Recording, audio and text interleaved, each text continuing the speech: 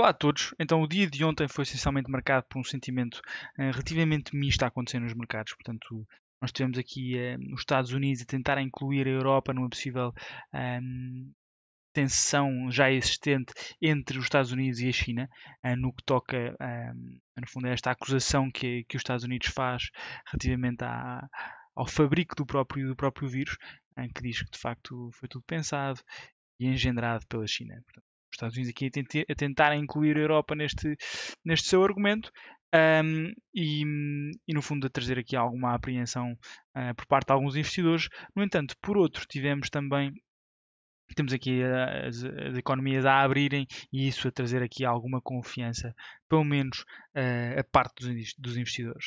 E com base nisso nós vimos então aqui algumas bolsas a cair, outras a subir.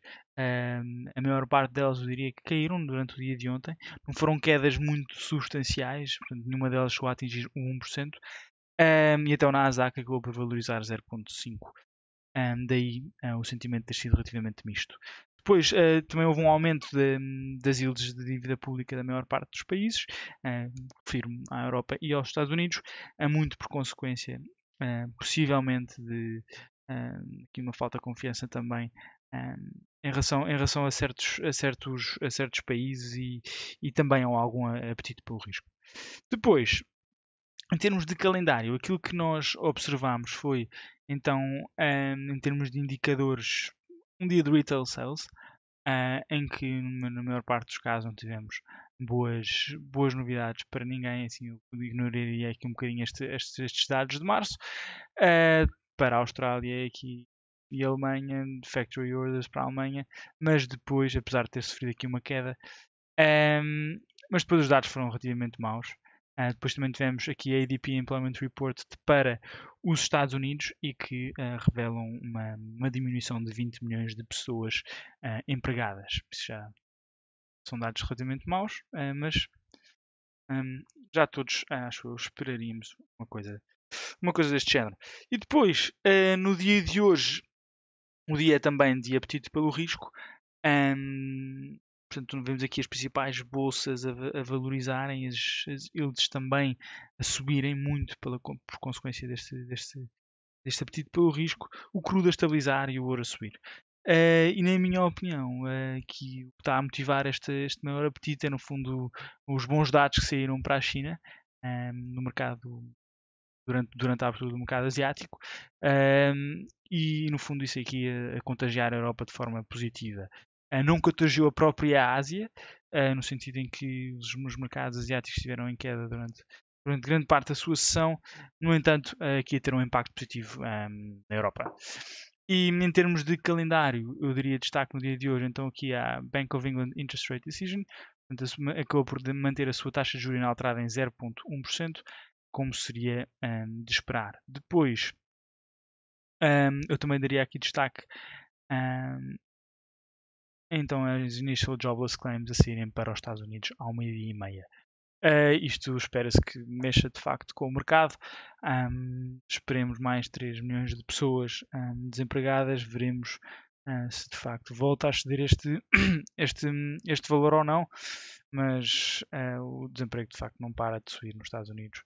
E pronto, vamos ter aqui dados também amanhã de relativa importância no que toca ao mercado laboral, e pode ser que isso acabe por no fundo, influenciar aqui a trajetória dos índices, que têm sido de uma recuperação notável, digamos, mas nem por isso com um suporte fundamental adequado, na minha opinião.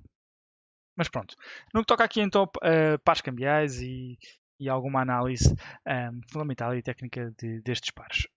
No que toca então ao Euro-USD, nós temos aqui uma forte zona de suporte, e eu tenho vindo aqui a apontar várias vezes que é pouco provável que vejamos uma quebra deste suporte. Não diria que não tenho a certeza disso, eu nunca tenho, mas digo isto porquê? Digo isto porque investidores são compradores de euro, apesar de estarem compradores também de dólar. E quando digo investidores, digo fortes investidores institucionais. Quando olhamos para dados de commitment of traders, isso é muito claro. e apesar dos dados, está a seguir maus dados para as duas economias. E na minha opinião, e como este suporte é muito forte, é por isso também complicado de quebrá-lo. No entanto, a abrir aqui alguma posição seria só depois de um claro breakout desta zona, e desde quando eu me refiro a esta zona aqui em baixo, isto numa possível inversão. E se encontrarem de facto aqui uma entrada válida para uma trajetória de compra, então seria aconselhável também fazê-lo. No entanto, não é dos pares mais fáceis, na minha opinião, neste preciso momento.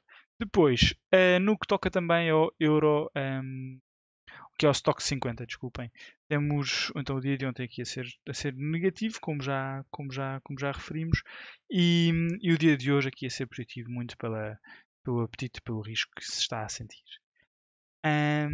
No que toca ao Dow Jones também com um comportamento muito parecido. No dia de ontem aqui uma queda, e o dia de hoje a voltar a testar aqui a linha de 50 de Fibonacci. Já estamos aqui neste limbo há muito tempo. Veremos se o dia de hoje acaba por ser uma final confirmação de que não é para subir para cima disto. Eu diria que vamos ter maus dados a saírem esta semana do mercado laboral para os Estados Unidos e também para o Canadá. Por isso vamos ver se de facto temos aqui uma inversão desta recuperação que temos vindo a observar. Eu diria que se por acaso viermos a descer e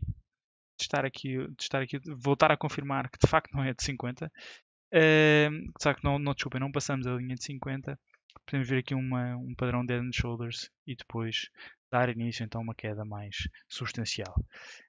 No que toca ao Stocks 50, sim, como é normal e como vemos todos os dias, não é um comportamento muito diferente. O dia de ontem acabou por ser um dia de quedas e o dia de hoje acaba por ser um dia com maiores subidas. Já o Nasdaq é aquele que mais se destaca, já quase a níveis de máximos históricos. Acaba por quebrar esta forte zona de resistência, agora que ainda não iria confirmar que isto de facto é um suporte, até porque houve aqui, como podemos aqui observar, um forte false breakout. Eu não diria que de facto já estamos deste lado.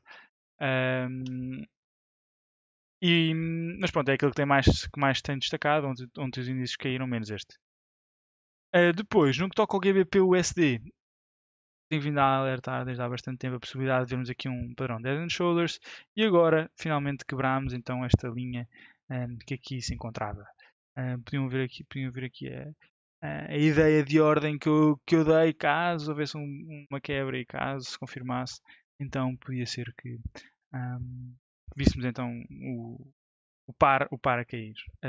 Assim, eu acho que é provável que aconteça, portanto, se virem aqui então uma confirmação que vos satisfaça e uma possível entrada válida, segundo a vossa estratégia de investimento, então eu diria que é uma boa, uma boa opção. Depois, no que toca ao crudo, mais uma vez, desculpem, não é este o gráfico que vos queria mostrar, mas o crudo está neste momento a estabilizar um bocadinho. Já caiu durante parte do dia de hoje, mas já recuperou parte dessa queda. Continua à volta dos 21 dólares por barril. Depois, no que toca ao USD CAD, podemos ver também que a valorização do dólar americano acabou por ter alguma preponderância nesta parte do dia. No entanto, aqui no dia de hoje, a valorização do dólar canadiano a ter mais força. Não somos capazes de quebrar a linha 38.2 de Fibonacci e em termos de possíveis opções de investimento, eu diria que possivelmente seria ainda relativamente cedo. Eu esperaria possivelmente por aqui um teste desta zona de suporte para depois estar aqui numa valorização. Muitos maus dados se esperam para o Canadá e eu diria que isso pode trazer volatilidade ao mercado e à moeda canadiana. No que toca ao USD-GPI, duas moedas bastante procuradas, como tenho vindo no fundo a assinalar, e depois também o dólar aqui a ter um comportamento que, no fundo, aqui, desculpem, aqui a maior procura por ienes japonês a ser mais ter mais força do que a procura por dólar americano. Estamos aqui a voltar a testar a linha de 50 de Fibonacci. Veremos se é suficiente para voltar a passar para este lado ou se não, se de facto é a confirmação que precisamos para continuar com uma tendência de baixa. Depois, no que toca ao CCHF, tenho vindo aqui a assinalar muito que isto tem sido praticamente um espelho do que nos últimos tempos do que é o dólar index. O dólar a cair na semana passada e a recuperar esta semana, e vemos de maneira muito clara neste preciso momento. Depois, AUD USD. Eu esperaria no que toca também, é um par que vos tenho vindo a mostrar, e esperaria por um breakout desta zona de suporte para possivelmente continuar aqui numa tendência de baixa com um padrão de Head and Shoulders a ser formado. NZD-USD também um comportamento relativamente parecido, e depois o ouro que teve, tem este triângulo aqui a acontecer neste preciso momento. Depois de vários toques nesta tendência de resistência, lá se confirmou que não a conseguia quebrar. Também tinha esta linha de 50 de Fibonacci, desculpem, esta média móvel de 50 quase a servir aqui como resistência, e depois vir aqui a testar este suporte, esta zona de suporte forte, e agora a voltar para cima. Portanto, possivelmente a voltar a testar esta linha. Caso não seja possível quebrá-la, é bem possível que voltemos a testar o suporte. No entanto, estamos aqui a chegar ao ponto mais crítico, digamos, ao funil, ao fim do triângulo, deste triângulo. Portanto, é de estarmos atentos a um possível breakout, seja para cima ou para baixo. E pronto, e é tudo por hoje. Muito obrigado e vemo-nos amanhã.